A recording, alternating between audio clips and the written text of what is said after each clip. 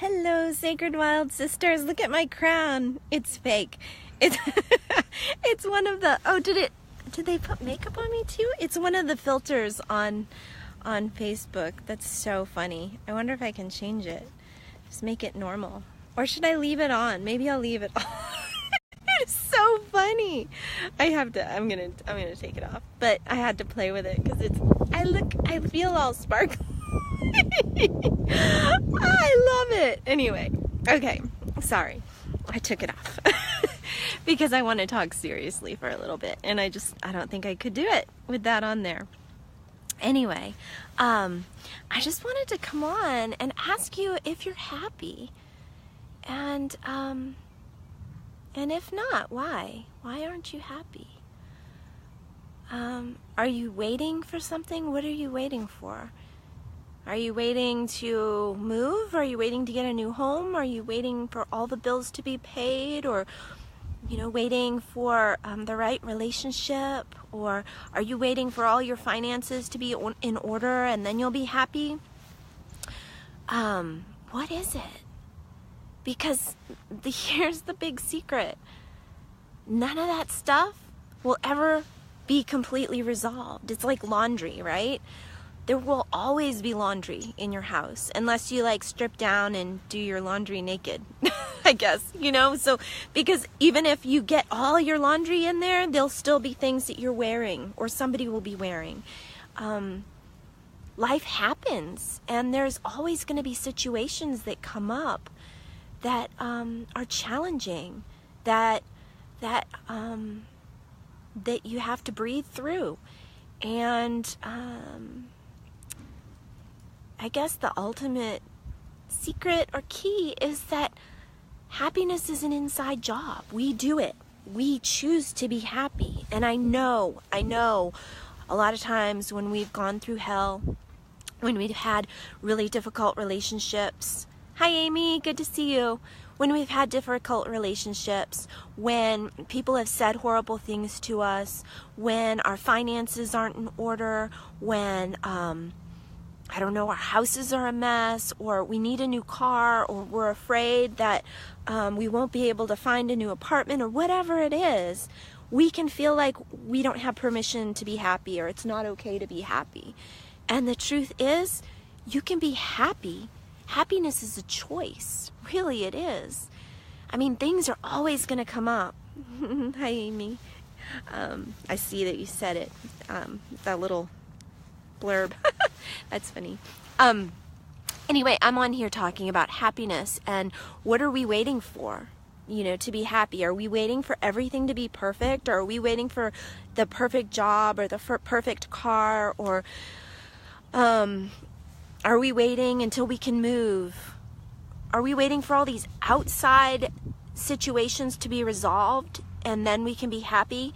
And my point is that there will always be things coming up. There will always be issues, no matter what. It's like laundry. There will always be more laundry. You never get to the end of it, right?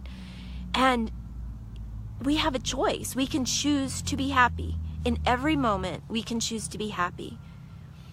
We can even be, and here's the thing, we can even be sad and still maintain happiness. I know that sounds contradictory, but I've talked about this before, that emotions are an energy, and once we move them, a lot of times behind our emotions, there's fear.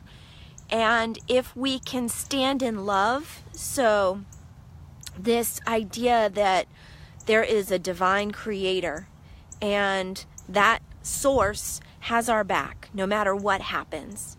And we can be sad and we can cry, but when we know we have a divine source that is on our side and wants the best for us, we can move through all kinds of things and experience sadness, maybe over someone else's sadness or even our own grief, but still be able to laugh. Still be able to enjoy the pleasures of life. I love to laugh. I love to smile.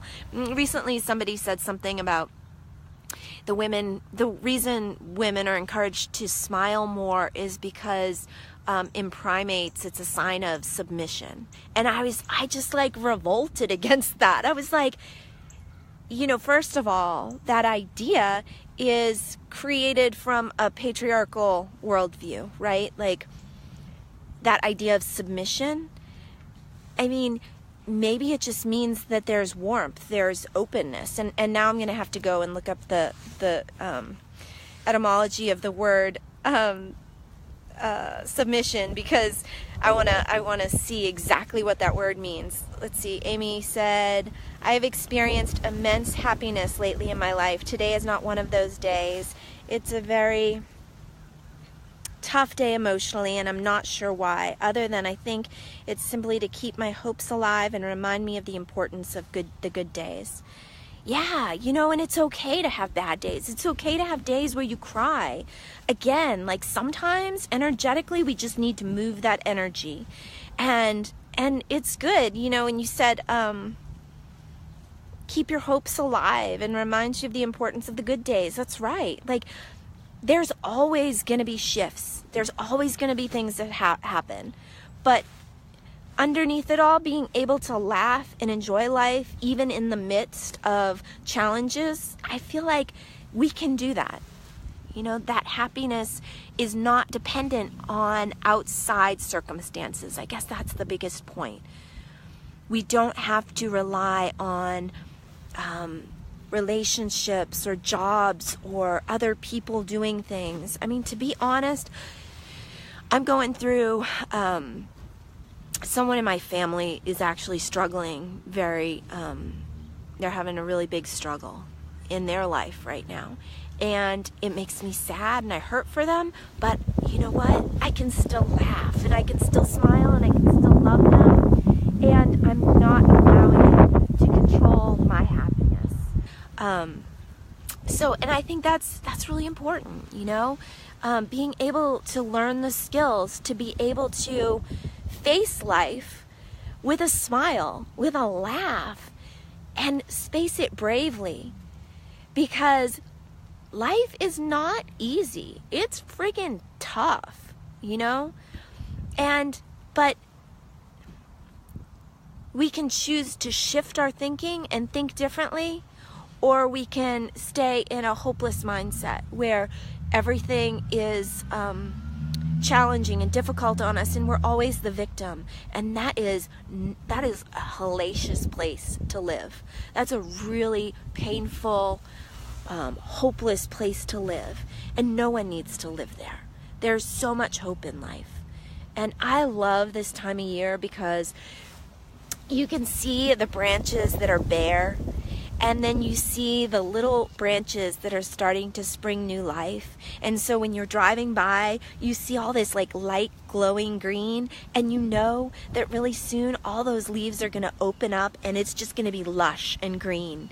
And that's what our lives are like when we choose to do the work and to get in there and, call in our sacred wild selves. Our sacred wild selves are about transformation. It's about owning our power. It's about laughing through the challenges in life and having fun, even though, your car might be broken down, or, you need a new job, or your relationship is non-existent.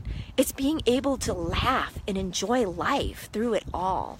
And so I just want to encourage you all, and if you are not living your life in that way, if you want to be able to laugh through the pain and you want to be able to enjoy life no matter what's going on around you, no matter what the exterior circumstances are, I want you to please reach out to me and we'll talk and we'll chat. And I look forward to seeing us all rise and shine and smile and laugh.